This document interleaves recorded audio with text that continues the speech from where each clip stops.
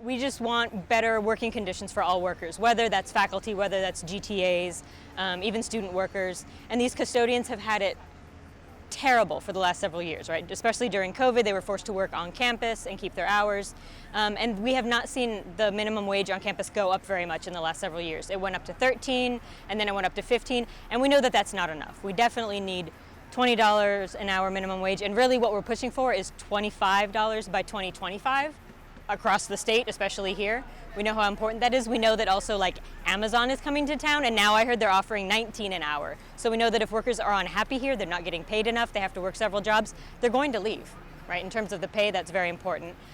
We've also been working to improve the conditions so that they have kind of ideal relationships with their supervisors, that all of the conditions that are happening in the buildings with supervisors and the custodians kind of, again, make you want to come to work and you don't have any strained relationships.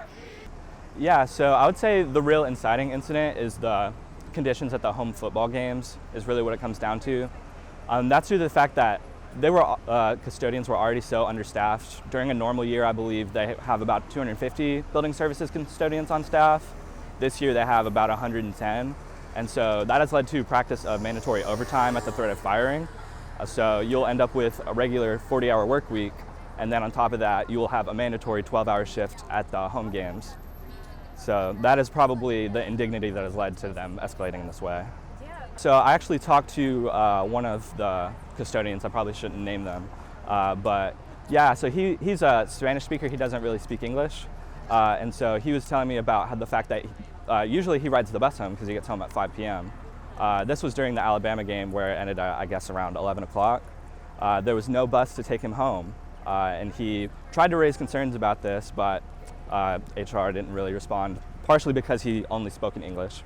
Along with that, there's no breaks during these football shifts, so you'll be walking around all day, vomit on you, literal like excrement on you sometimes.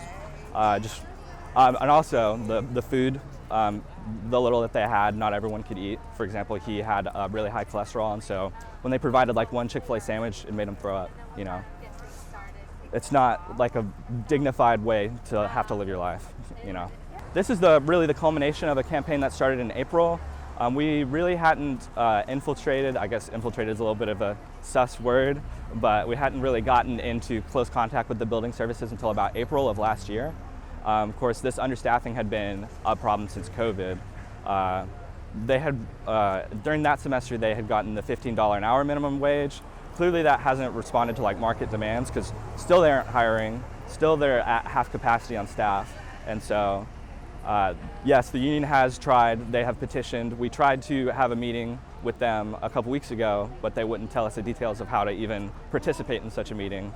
One of the members of the Progressive Student Alliance wanted to talk to them, and they wouldn't let them zoom in because they wouldn't even tell them what time it was. So we're here in solidarity with them because even though I'm faculty, I need them, right? Students in the dorms, they need them. So if they're upset, if they're leaving, and then there's no one to clean your dorm, and they can't hire anyone new because the pay is too low, like that's huge. That's very important to us. And that's true of really all categories right now. It's also true in staffing.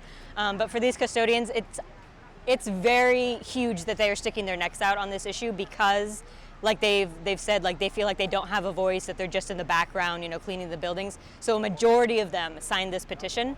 Allison has the numbers, but for a majority of them to say this is the change they need, these three things, that's huge for them to do it. And so they're about to march this beautiful poster of all of their signatures over to the chancellor's office.